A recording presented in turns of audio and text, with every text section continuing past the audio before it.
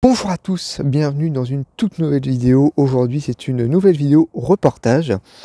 Vous connaissez sûrement Playmobil, Lego, évidemment, je pense que c'est voilà, très connu.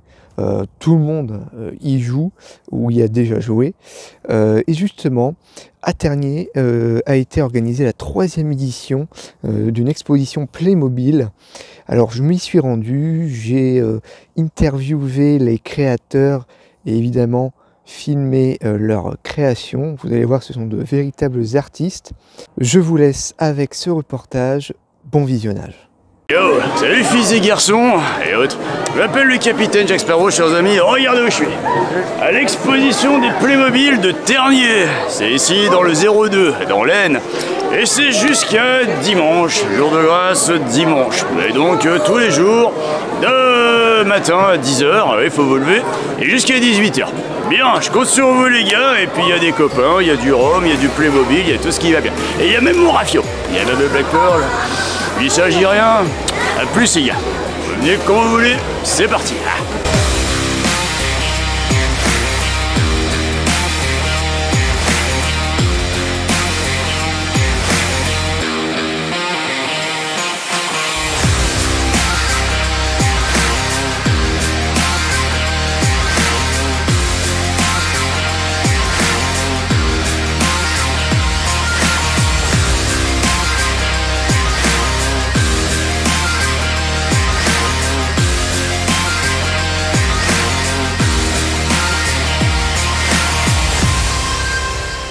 Bonjour Michael, je suis le président de l'association organisatrice de l'exposition.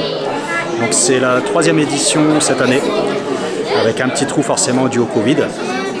Cette année, une exposition qui est surtout axée Playmobil, avec des dioramas construits par différents dioramistes, avec beaucoup de customisation. On a également cette année 2 invités Lego qui représentent la marque Lego sur scène. Donc on a atteint quasiment les 3000 visiteurs pour cette édition, ce qui est un petit peu mieux que l'édition précédente, qui était une édition particulière post-Covid. On a déjà très largement travaillé sur l'édition 2023. Donc on sera très heureux de vous accueillir également sur cette nouvelle édition 2023 à Tergnier. On n'a pas encore les dates, mais elles viendront très prochainement. L'association, quand elle a été créée, s'est engagée auprès de la ville de Tergnier à créer un événement chaque année pour les enfants. Et en fait, l'idée de Playmobil est partie de là. Après quelques recherches, on a rencontré monsieur Lelier, qui est le plus grand collectionneur au monde de Playmobil, qui est venu sur la première édition en 2019. Et ensuite, on a souhaité faire évoluer cette exposition vers quelque chose qui est plus customisé, donc avec du travail de recherche et un petit peu un côté historique également. Et voilà, après quelques années, on a de nouvelles idées et de nouveaux dioramas. C'est des thèmes qui seront différents chaque année. Voilà de où part l'idée de créer cette exposition à Tergnier. L'organisation, aujourd'hui, je travaille beaucoup avec monsieur Evrard, qui était là dès la première édition. En fait, je l'avais contacté parce qu'il est l'un des dioramistes qui possède de nombreux géants Playmobil. Et en fait, la première année, on a fait du shooting photo ici sur scène avec plusieurs géants et une bande selfie. On est devenus amis et c'est un petit peu mon contact dans l'univers Playmobil parmi les dioramistes. Et c'est vrai qu'on travaille main dans la main pour sélectionner aujourd'hui les dioramas qu'on souhaite faire venir à Tergnier, puisqu'on a un fil de conduite de présenter des dioramas de qualité et surtout avec beaucoup de custom. Et est-ce que vous-même vous êtes passionné de Playmobil ? Alors comme tout enfant, forcément, j'ai baigné dans l'univers Playmobil et Lego, un petit coup, un côté Lego, un côté Playmobil. Et c'est aussi pour ça qu'on a souhaité inviter des Lego cette année. Et on projette éventuellement de faire vraiment une exposition dédiée aux Lego.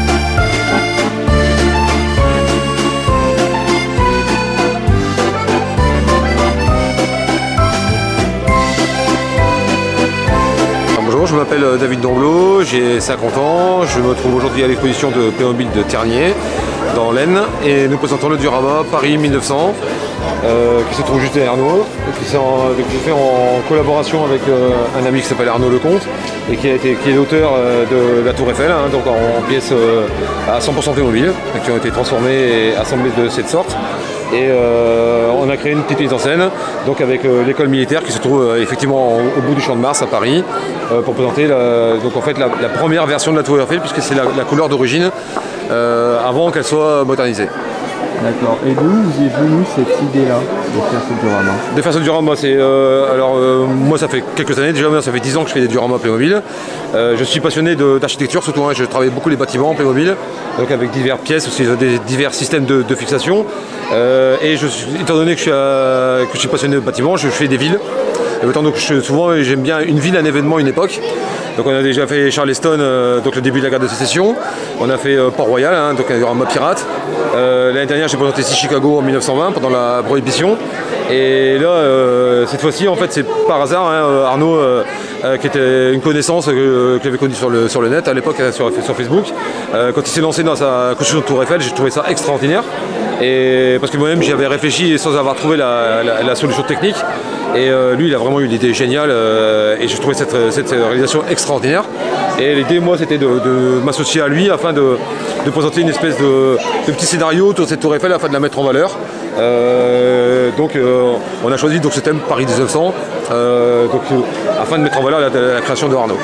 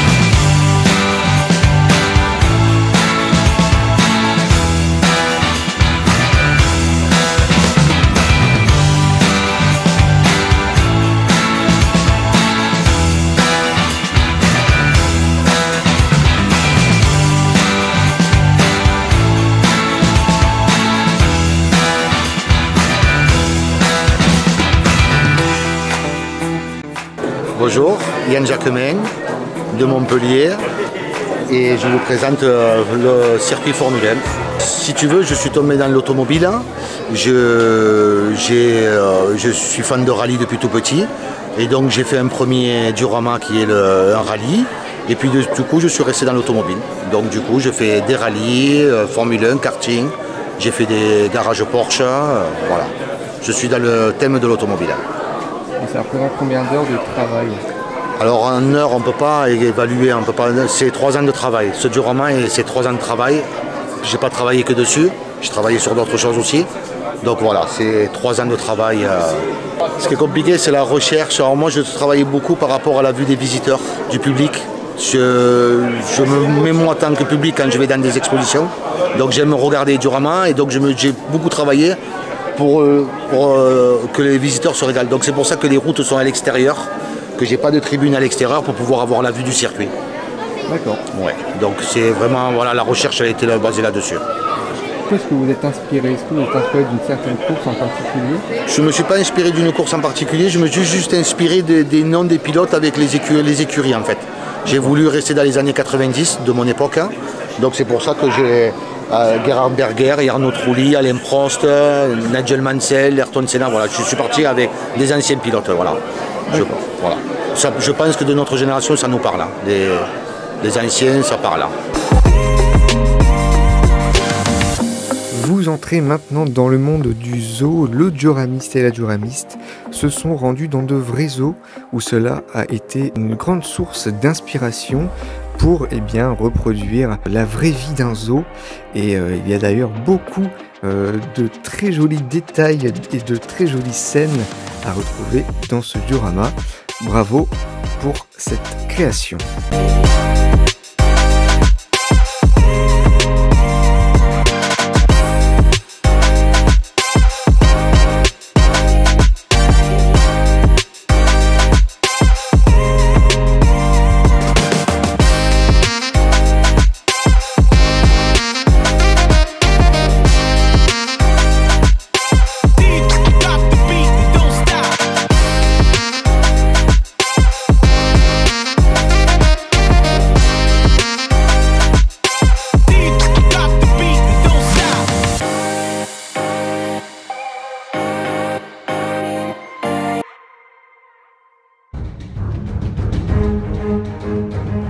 Vous entrez maintenant dans l'univers de la piraterie avec un magnifique diorama et il y a même le Black Pearl, le bateau de Jack Sparrow.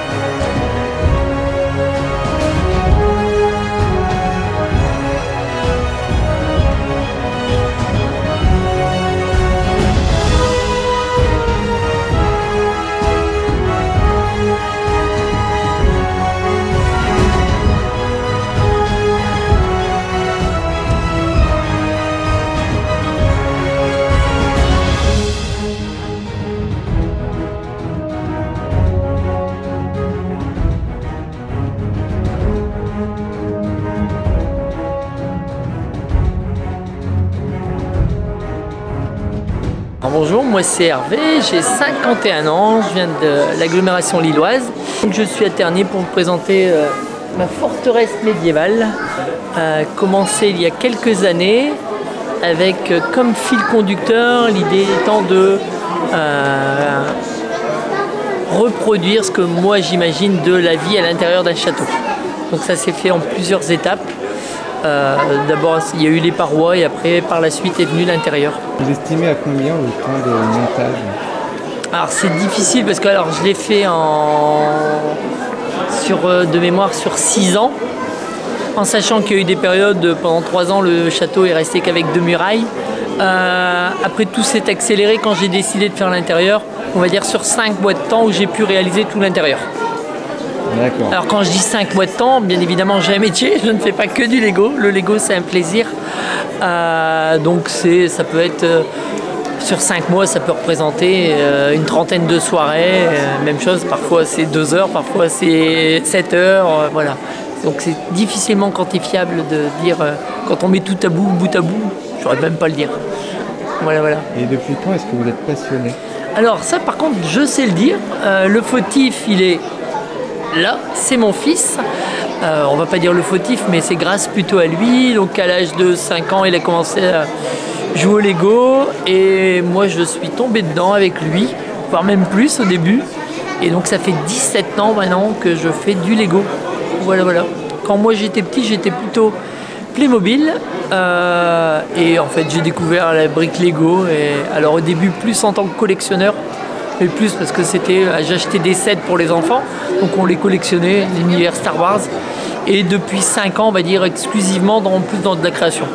J'achète quasiment plus de sets Lego, si ce n'est pour récupérer des pièces et encore plus purement de la création. Et pourquoi un château dans le médiéval?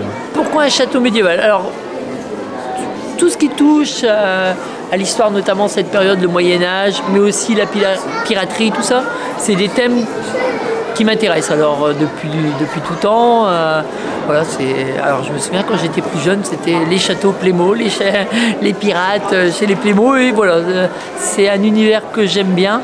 Et donc du coup, avec un camarade, on avait voulu faire un diorama médiéval, et on est parti sur, au début, un petit château, et qui, d'année en année, a pris un peu plus d'ampleur.